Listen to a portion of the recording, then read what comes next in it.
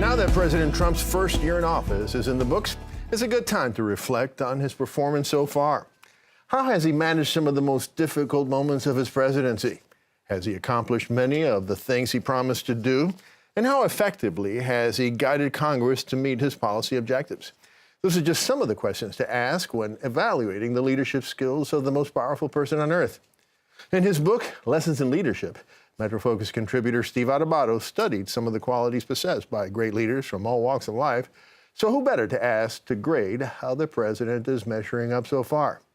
Steve Adubato joins me now. Steve, welcome to Metro Focus. Great to see you, partner. So let's start with his campaign promises.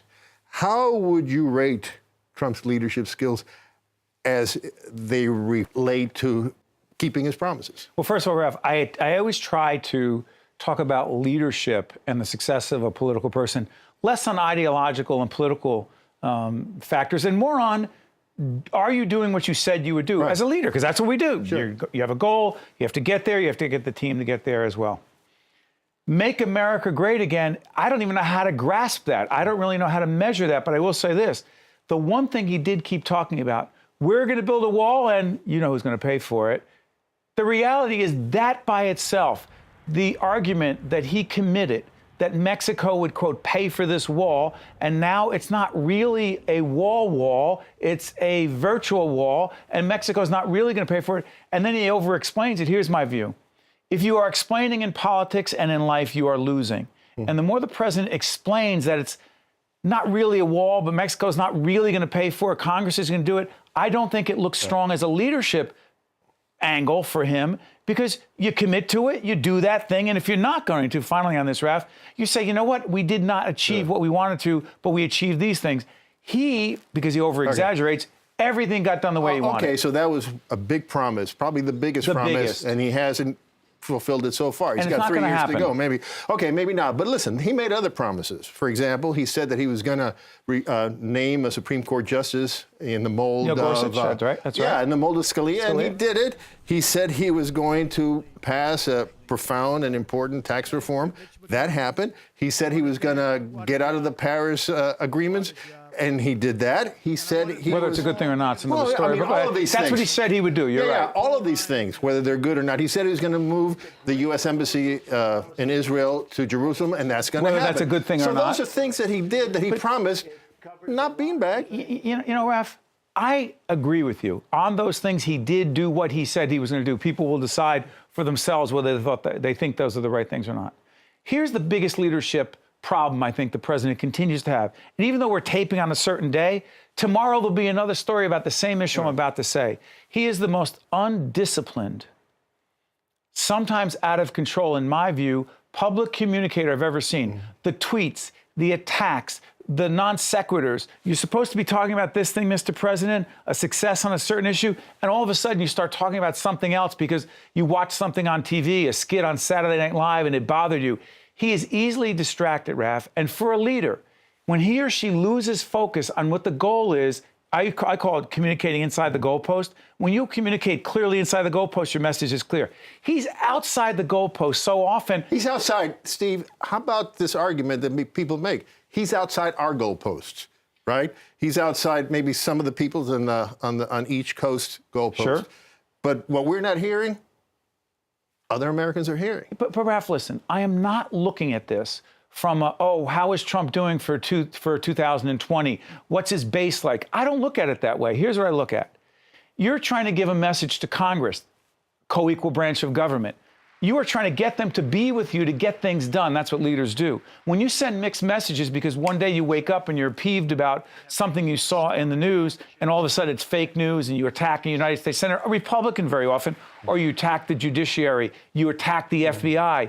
These are people leaders have to work with. And when you are constantly on the attack, it's fine if you're an attack dog, but not for a leader who has to get things done. That's my biggest concern about the president. He's undisciplined.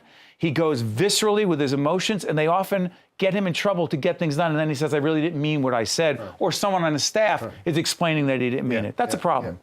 So, you know, in The Apprentice, his reality show that lasted for years, Trump was known for his catchphrase, "You're fired," right? he's fired a lot of people. Or he has asked others to fire them. Fire them. I mean, he's got a lot of people in the White House, top-level people. Let me see if I can. Mike You have Flynn. a list that long? Yeah, well, no, only some of them. Mike Flynn, Reince Priebus, Sean Spicer, Steve Bannon, Anthony Scaramucci, Omarosa, among Yes. others. What does this say about his leadership ability? Look, I've never been inside the White House. I run a small production company connected to public broadcasting. I talk to a lot of CEOs. I'll say this. You measure a leader by the people he or she surrounds himself around. My sense is a disproportionate number of those people were not prepared for the roles that they were in. The president, in my view, has struggled to figure out who needs to be in those roles and what skills they need to have. The one criteria that he seems to always look for is loyalty to me personally. I get that on a human level, Raf. What I don't get is the fact that sometimes those people, even if they don't love you and don't tell you how great you are, they're the right people for that role. I don't think the president's very good at that. And I think as soon as those people push back, and great leaders need to have negative feedback or criticism, I think he sees those people as disloyal and they've got to go. The problem with that is it creates chaos on a regular basis. Yeah. Now, the President of the United States, whether it's Trump or someone else, has been not just the leader of the United States, but the leader of the world, arguably. But I think that's so-called been the free world, case, that's right. The free world. How has Trump? How would you rate him as the leader of the free world? Well, by the way, first of all, I'm going to take a step back as I answer this. I do think the president, at times, when he is focused and he does know what he wants to say, and he captures who that audience is, he does connect. Yeah. If he hadn't done that, he wouldn't have been elected. Yeah.